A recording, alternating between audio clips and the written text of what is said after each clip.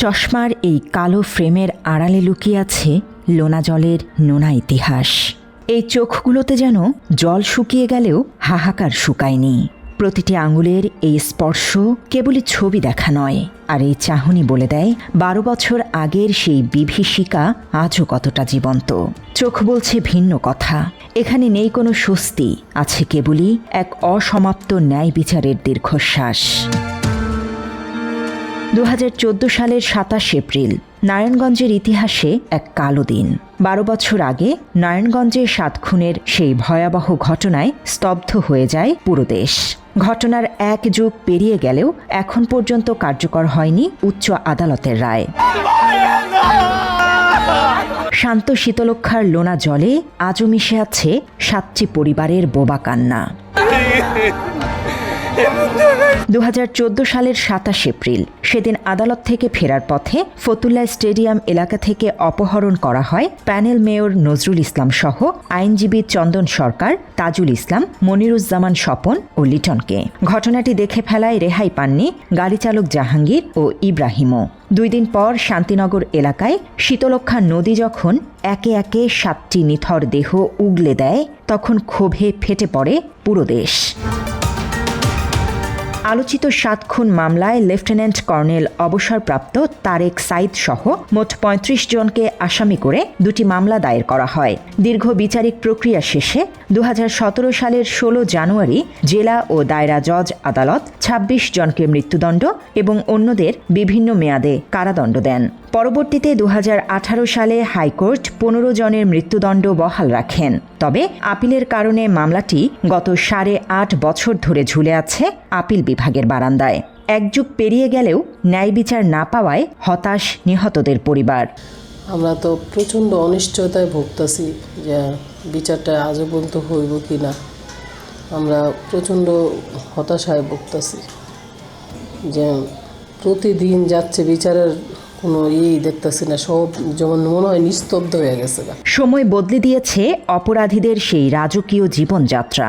একসময় কারাগারের ভেতরেও বিশেষ আতিথেয়তা পেতেন র্যাব 11 এর সাবেক অধিনায়ক তারেক সাইদ মোহাম্মদ। তবে গত বছরের রাজনৈতিক পথ পরিবর্তনের পর বদলে গেছে দৃশ্যপট। মুন্সিগঞ্জ কারাগারের নির্জন কনডেমড সেলে সাধারণ বন্দীদের বরাদ্দে এখন কাটছে এই চাকুরিচ্যুত কর্মকর্তার দিন বলে জানায় মুন্সিগঞ্জ কারাগার কর্তৃপক্ষ। না হলে মৃত্যুদণ্ডপ্রাপ্ত আসামি হিসেবে তো আছে। নূর হোসেন কিংবা মেজর আরিফদের জগৎ এখন 4 দেয়ালের ভেতরই সীমাবদ্ধ। একদিকে যখন আসামিদের কারাজীবনের চিত্র পাল্টাচ্ছে, অন্যদিকে ছেলে তাজুলের স্মৃতি আজও বুকে বয়ে বেড়াচ্ছেন বৃদ্ধ বাবা আবুল খায়ের। এক যুগ আগে হারানো সন্তানের শোকে আজও তার চোখের জল শুকায়নি। সেই জীবন্ত ছেলের চেহারা তো প্রতি মুহূর্তে চোখের সামনে ভেসে আসে, প্রতি মুহূর্তে চোখের সামনে ভেসে আসে। এগুলা তো মৃত্যুর আগ পর্যন্ত এগুলো আমরা ভুলতে পারবো না। সন্তানের ছেলের কথা বলতে বলতেই অঝরে কাঁদতে শুরু করেন এই অভিভাবক। কেন আমি দেখতে পারিনি, এই জন্য যে আমি সহ্য করতে পারবো।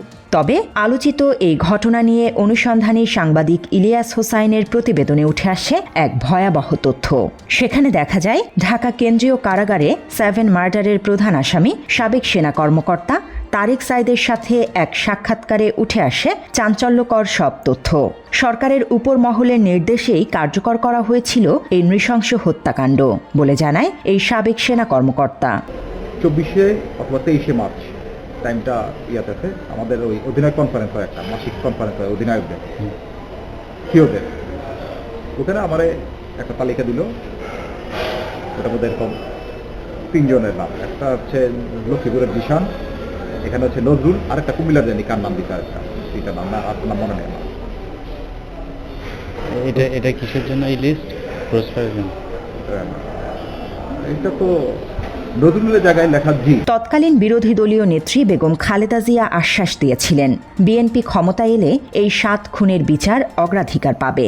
আজ তিনি নেই, তাই এখন নিহত পরিবারের দৃষ্টি খালেদা জিয়ার ছেলে প্রধানমন্ত্রী তারেক রহমানের দিকে। বর্তমান যে প্রধানমন্ত্রী জনাব তারেক রহমান সাহেবের কাছে আমার আবেদন যে আপনার মা মরহুমা বেগম খালেদা জিয়া সাবেক প্রধানমন্ত্রী, উনি আমাদের বাড়িতে এসে আমার বাবা মায়ের মাথায় হাত রেখে আশ্বস্ত করেছিলেন যে হত্যাকাণ্ড যদি কখনো বিএনপি ক্ষমতায় আসে তারা এই হত্যাকাণ্ডের বিচার করবে।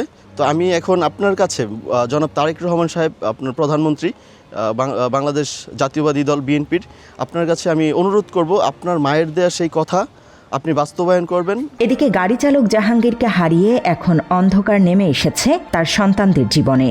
অভাবের তাড়নায় জাহাঙ্গীরের স্ত্রী নূপুরকে এখন বেছে নিতে হয়েছে কঠিন জীবন।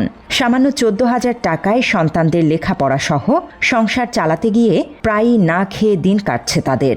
মাস্টার হলে যে 10-15 হাজার টাকা দিয়ে সংসার মোটামুটি চলতেছে আর কোনো রকম, এভাবে সংসার চলা হয় না।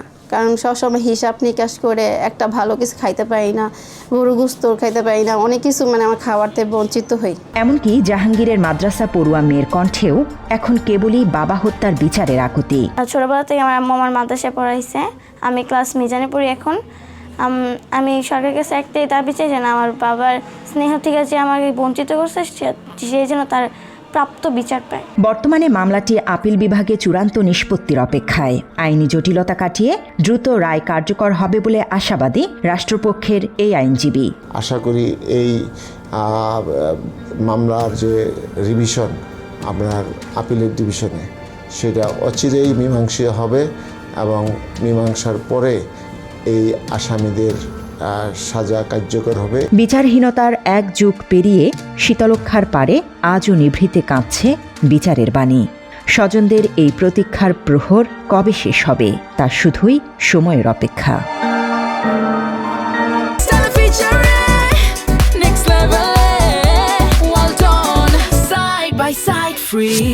News desk, Bangla addition.